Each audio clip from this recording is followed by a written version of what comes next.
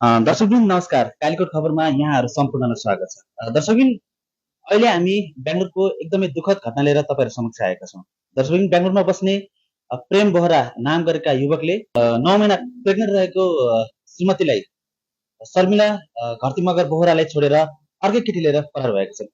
दर्शकबिन बजाङ देउलेक वडा नम्बर 4 रहने प्रेम बोहराले 9 महिनाको प्रेग्नेन्ट श्रीमती छोडेर अर्को केटी लिएर फरार भएका छन्। उहाँको श्रीमती यतिखेर हामीसँग रुँदै भकानिँदै न्याय पाउनु पर्यो र मेरो श्रीमान सम्पर्कमा आउनु पर्यो भनेर हाम्रो मिडियासम्म आउनु भएको छ। उहाँको श्रीमानको फोटो र भाग्ने केटीको फोटो पनि हामीले पछाडि स्क्रिनमा राखेका छौँ। यदि तपाईँले कहीँ कतै देख्नु भेट्नुभयो भने राखेको नम्बरमा सम्पर्क राख्नुहोला। र भाग्ने केटीको नाम भने सिर्जना थापा रहेको छ भने चुरे गाउँपालिका वडा नम्बर 4 कैलाली रहने सिर्जना थापालाई लिएर चाहिँ प्रेम बहादुर बोहरा एकाएक सम्पर्कविहीन भएका छन्। यदि यो भिडियो तपाईँ हेर्दै हुनुहुन्छ भने छिटोभन्दा छिटो सम्पर्कमा आइदिनु होला।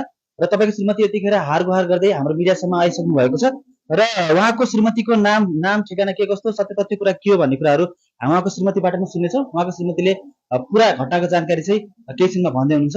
भिडियोलाई भने अन्तिमसम्म हेरिदिनु होला।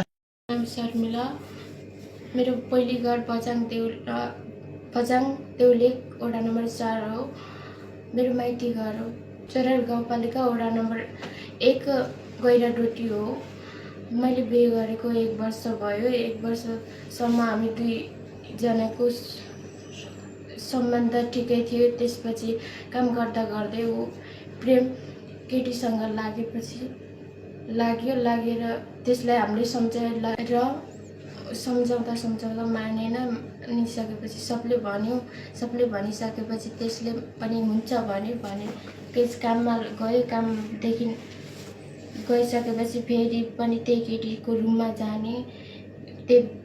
रातिको 1 बजीसम्म त्यहीको रुममा बस्ने। त्यहीको भिडियो पोस्टहरू गर्ने, फोटो हाल्ने, फोटो खिच्ने गर्थे।